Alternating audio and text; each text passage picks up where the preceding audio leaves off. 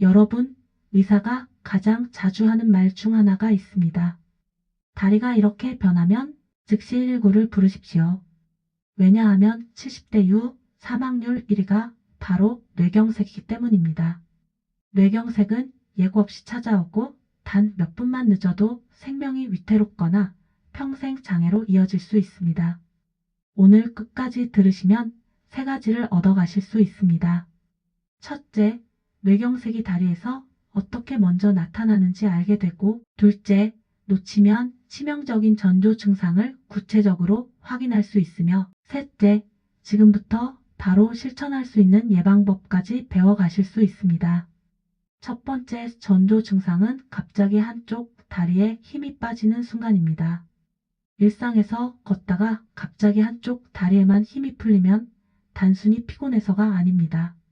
뇌의 혈액 공급이 순간적으로 막히면서 신경 신호가 끊긴 것일 수 있습니다.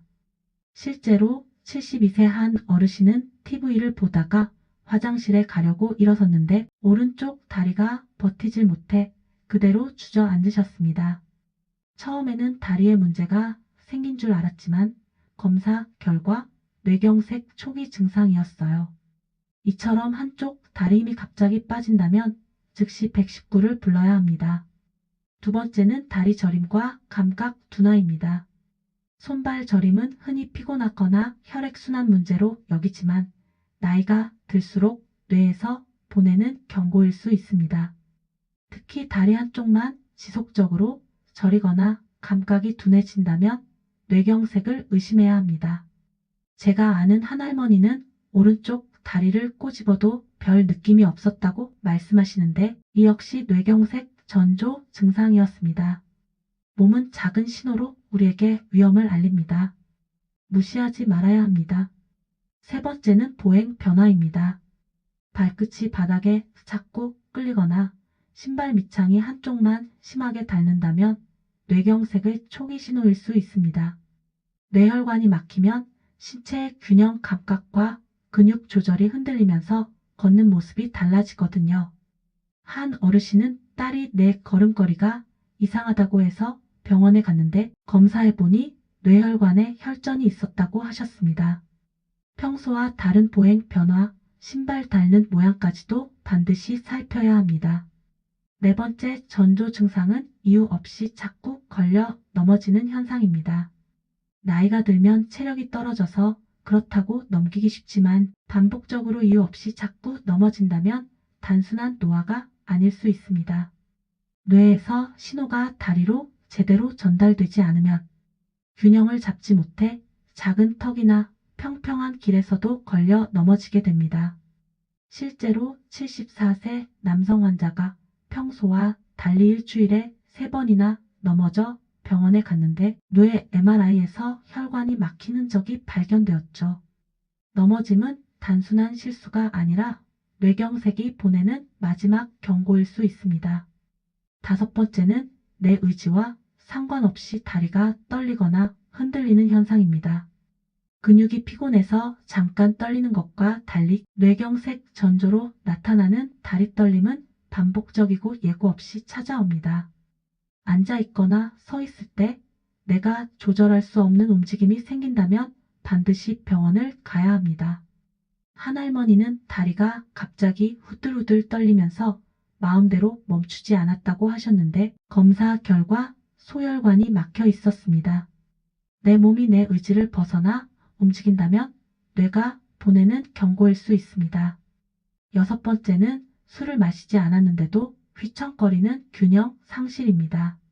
술 한 잔 한 것처럼 몸이 흔들리고 곧게 걷기 어렵다면 뇌혈관 문제를 의심해야 합니다.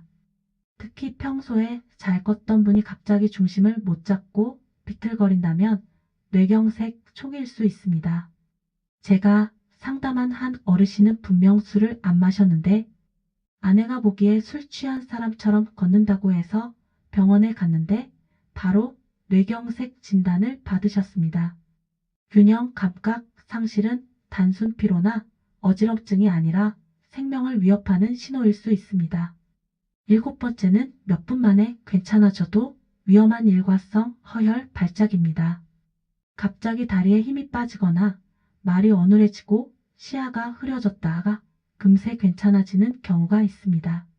많은 분들이 다시 괜찮아졌으니 괜찮다고 넘기지만 이게 바로 뇌경색의 강력한 예고 신호예요. 의학적으로는 일과성 허열 발작이라고 부르는데 이 증상이 나타난 뒤 며칠 안에 큰 뇌경색으로 이어지는 경우가 많습니다.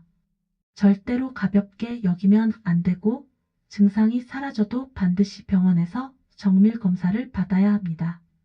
8번째는 혈압, 혈당, 콜레스테롤 관리가 생명을 지킨다는 사실입니다. 뇌경색의 가장 큰 원인은 고혈압, 당뇨, 고지혈증입니다. 혈관이 조금씩 좁아지고 굳어지다가 결국 막히면서 뇌경색이 발생하죠. 실제로 꾸준히 약을 복용하고 식습관을 관리한 분들은 발병률이 크게 낮아졌습니다. 나는 괜찮겠지 하고 방심하는 순간 혈관은 조용히 무너지고 있다는 걸 기억하셔야 합니다. 9번째는 생활습관 관리입니다. 운동, 금연, 절주, 숙면. 이 4가지는 누구나 알지만 끝까지 지키는 사람은 많지 않습니다. 하루 30분만 걸어도 혈액순환이 달라지고 담배와 술을 줄이면 혈관 건강이 회복됩니다. 또한 밤에 숙면을 취하는 건 뇌 회복을 돕기 때문에 뇌경색 예방에 꼭 필요합니다. 거창한 게 아니라 기본을 지키는 게 생명을 지키는 방법입니다. 10번째는 집에서 해볼 수 있는 간단한 뇌경색 자가 점검법입니다. 첫째, 두 손을 앞으로 뻗었을 때 한쪽 팔이 아래로 떨어지는지 확인해 보세요. 둘째, 미소 지을 때 얼굴 한쪽이 잘 올라가지 않는지 거울로 살펴보세요. 셋째, 간단한 문장을 읽거나 말할 때 발음이 꼬이지 않는지 확인해 보세요. 넷째, 눈을 감고 곧게 걷는 테스트에서 한쪽으로 쏠리는지 체크하세요. 이 4가지를 통해서도 뇌경색 전조를 빨리 발견할 수 있습니다. 오늘 이야기를 정리하겠습니다. 다리는 뇌의 언어입니다. 작은 변화도 절대로 무시해서는 안 됩니다. 힘이 빠지고 저리고 보행이 달라지고 넘어지고 떨리고 휘청거리는 증상. 이 모든 건 뇌가 우리에게 보내는 SOS 신호입니다. 조금이라도 이상하다 싶으면 즉시 119를 부르세요. 빠른 대처가 생명을 살리고 후회를 막는 유일한 길입니다.